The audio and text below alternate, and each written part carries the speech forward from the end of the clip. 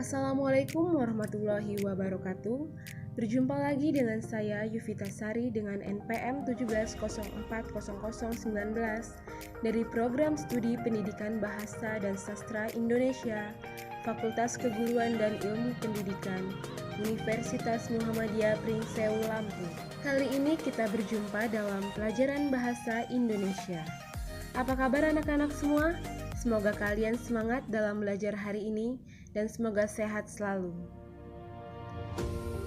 Lihatlah bumi terbentang lebar, bersyukurlah selalu yang kupinta, selalu semangat dalam belajar, semoga sukses tercapai cita-cita. Baiklah anak-anak, pada hari ini kita akan belajar tentang mengevaluasi teks anekdot dari makna tersirat. Tujuan pembelajaran ini diharapkan melalui diskusi dan menggali informasi, peserta didik dapat menilai isi teks anekdot dari aspek makna yang tersirat. Yang pertama itu ada anekdot.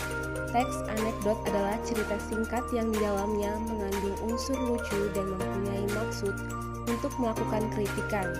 Teks anekdot biasanya bertopik tentang politik, lingkungan, dan sosial.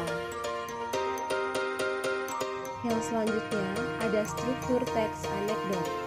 Yang pertama ada abstraksi, kedua orientasi, ketiga krisis, 4 reaksi, 5 koda. Abstraksi menjadi struktur teks humor paling awal yang ada dalam sebuah teks bernama anekdot. Yang kedua ada orientasi.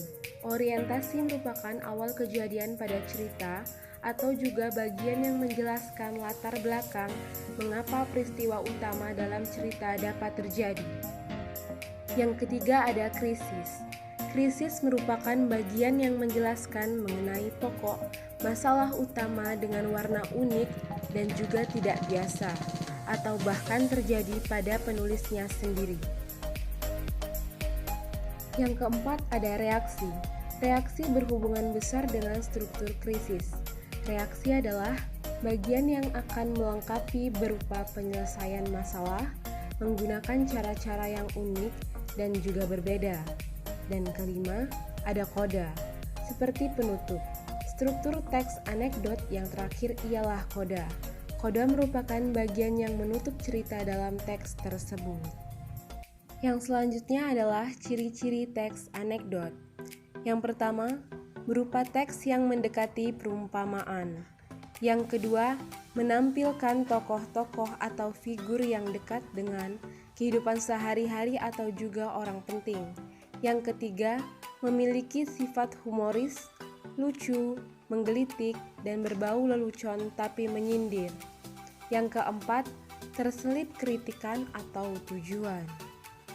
Selanjutnya, ada kaidah teks anekdot.